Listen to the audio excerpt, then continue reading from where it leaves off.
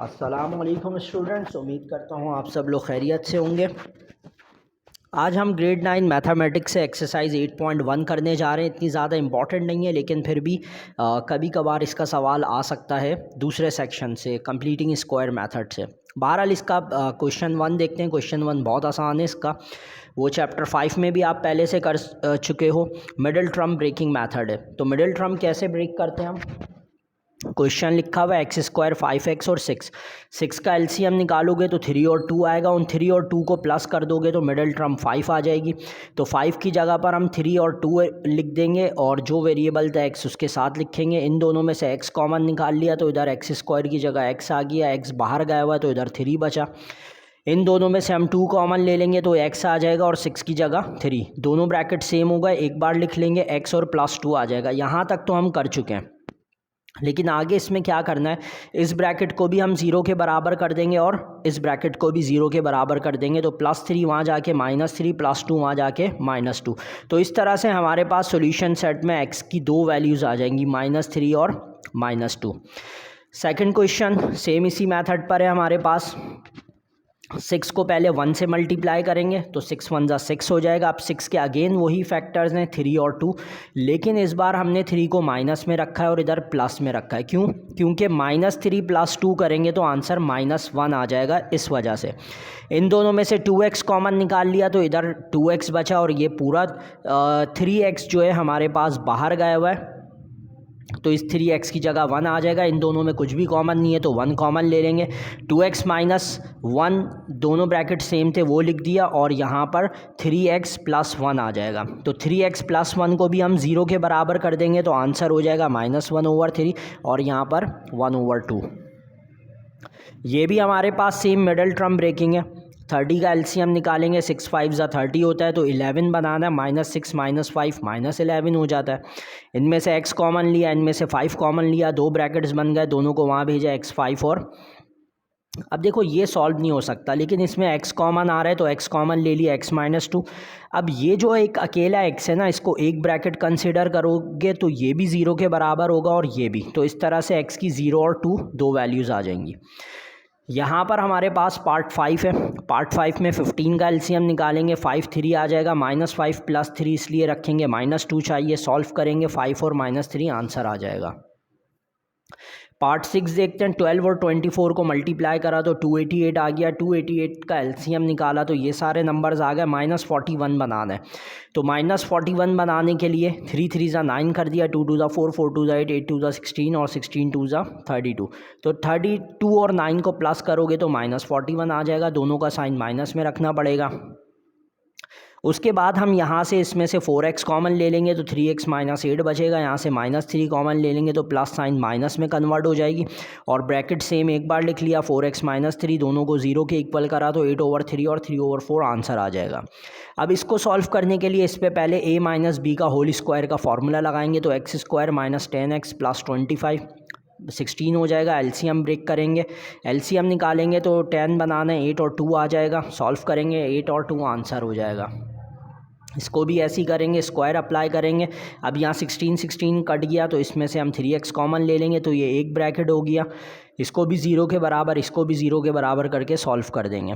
अब यहाँ से हमारा क्वेश्चन 2 शुरू हो रहा है। अब क्वेश्चन 2 जो है हमारे पास वो है एडिंग कंप्लीटिंग स्क्वायर मेथड है। तो कंप्लीटिंग स्क्वायर मेथड है, देखो इक्वेशन दोनों इसी तरह से, क्वाड्रेटिक करा था वो भी सेम था, लेकिन बस एक इक्वेशन को सॉल्व करने के अलग अलग तरीके हैं, एक्स की वैल्यू निकालने के अलग अलग मेथड हैं। तो इसको सॉल्व करने का तरीका क्या है कि ये जो +1 है पहले हम वहाँ भेज देंगे, -1 हो जाएगा।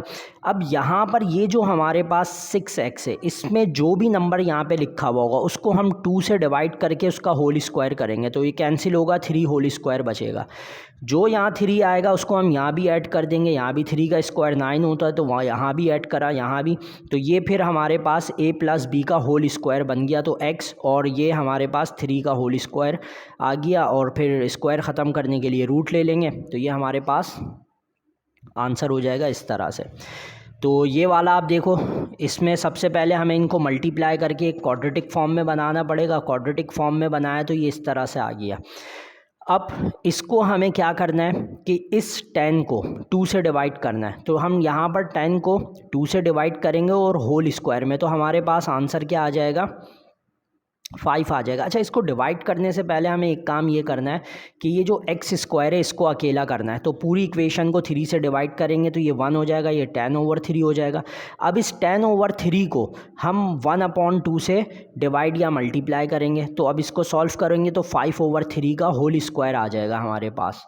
तो 5/3 का जो होल स्क्वायर है वो यहाँ भी ऐड करेंगे और दूसरी तरफ भी। तो ये 0 था तो ये तो 25/9 हो गया, और इधर होल स्क्वायर बन जाएगा a + b का होल स्क्वायर। तो ये हमारे पास a आ गया, और b में हम 5/3 यानी स्क्वायर की वैल्यू लिख लेंगे, दोनों तरफ रूट लेंगे तो आंसर आ जाएंगे हमारे पास 0 और -10/3। अब ये वाला देखते हैं। तो इसमें x² - 8x = -1 है। तो अब सबसे पहले x² को अकेला करना है, तो सबको हमें 3 से डिवाइड करना पड़ेगा। सबको हमने 3 से डिवाइड करा तो 8/3 हो गया, और इसी 8/3 को फिर हम 1/2 से मल्टीप्लाई करेंगे तो 16/9 हमारे पास, यानी 4/3 का होल स्क्वायर आएगा। तो उसको स्क्वायर को अप्लाई कर देंगे, दोनों तरफ ऐड करेंगे 4/3 का होल स्क्वायर जो कि 16/9 होता है। इस तरफ भी ऐड करेंगे, इधर एलसीएम लेंगे तो 13/9 आ जाएगा, और इधर होल स्क्वायर बन जाएगा, माइनस होने की वजह से माइनस आ जाएगा।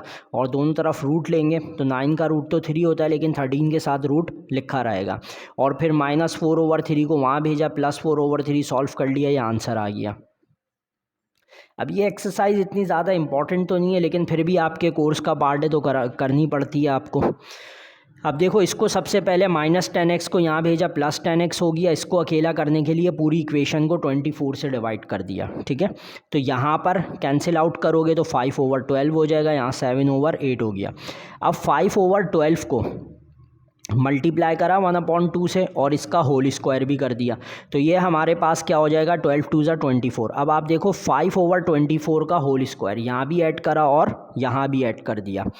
अब ये वाला जो आपका हिस्सा है x² आ गया, ये फॉर्मूले के उसमें लिखा हुआ है, जैसे a² होता है +2ab + b² होता है। तो ये a की जगह पर हमने ये समझ लो x की वैल्यू लिख ली, और b की जगह पर यही जो 5/24 ऐड करा था वो। अब इसको सॉल्व करो तो देखो 5/12 भी बन रहा है। तो ये दोनों जगह हमने ऐड कर दी, इधर स्क्वायर अप्लाई करा तो 25/576 हो गया। अब इसको हम आगे किस तरह से करेंगे, एलसीएम ले लेंगे इस वाली साइड पर।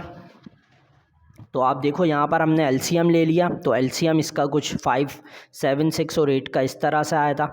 और एलसीएम लेने का तरीका आपको पता है कि किस तरह होता है कि 576 यहाँ भी मल्टीप्लाई होगा और यहाँ भी, तो इधर तो कैंसिल हो जाएगा तो 25 आ जाएगा। इधर 8 और 576 डिवाइड करेंगे तो 72 × 7 504 हो जाएगा।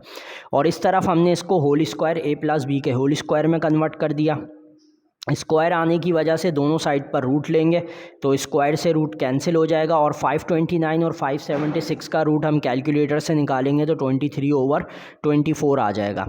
और यहाँ पर स्क्वायर से रूट कट गया। अब हम इसको एक बार प्लस में लिख लेते हैं और एक बार माइनस में। अब इसको वहाँ भेजेंगे तो माइनस हो जाएगा, फिर एलसीएम लेंगे 24 एक बार आ जाएगा, 23 - 5 डायरेक्ट 18/24 कैंसिल आउट करेंगे, 3/4 इसको भी सेम इसी मेथड पे करेंगे। तो सॉल्यूशन सेट में 3/4 और -7/6 आ जाएंगे। अब पार्ट 5 देखते हैं इसका। पार्ट 5 में सबसे पहले इसको मल्टीप्लाई करके प्लस माइनस करके इस फॉर्म में बना लिया।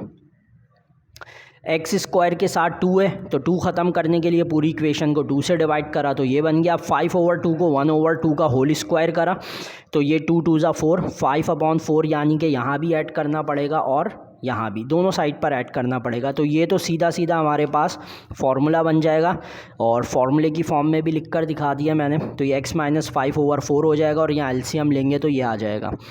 फिर होल स्क्वायर के बाद एलसीएम लिया 121/16 हो गया, स्क्वायर रूट ले लेंगे, कैंसिल आउट करेंगे, +(11/4 हो जाएगा। अब इसको एक बार प्लस में लिख लेंगे, एक बार माइनस में, -5/4 वहाँ भेजेंगे, प्लस हो जाएगा। इधर भी सेम इसी तरह से एलसीएम लेंगे तो ये दो सॉल्यूशन सेट्स आ गए।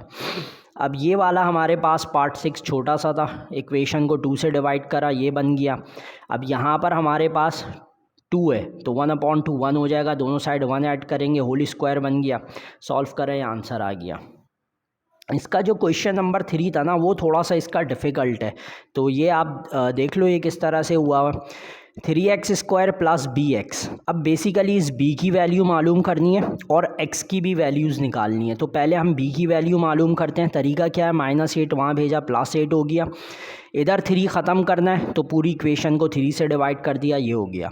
अब मिडिल टर्म ऐड करनी है तो b/3 को वही 1/2 से हमें करना पड़ेगा, यानी b/3 है मल्टीप्लाई बाय 1/2 का होल स्क्वायर, तो ये हो जाएगा b/6 का होल स्क्वायर। तो b/6 हमने यहाँ भी ऐड कर दिया और यहाँ भी। अब ये तो होल स्क्वायर का फॉर्मूला बन गया x और b/6। अब यहाँ पर हमारे पास स्क्वायर अप्लाई करा, 36 और 3 का एलसीएम लिया 36, ये 8 को मल्टीप्लाई करेंगे तो 96 + b² हो जाएगा। दोनों साइड रूट ले लेंगे, यहाँ तो स्क्वायर से कैंसिल हो जाएगा। और यहाँ पर हमारे पास 36 का रूट 6, लेकिन ये कैंसिल नहीं हो सकता तो स्क्वायर इट इज़ लिख देंगे। अब इसको प्लस में भी लिख लिया, यहाँ पर माइनस में भी लिख लिया। प्लस b/6 था वहाँ भेजा, -b/6 हो गया, एलसीएम निकाला तो इस तरह से ये इक्वेशन 1 और इसी सेम तरह से ये इक्वेशन 2 बन गई।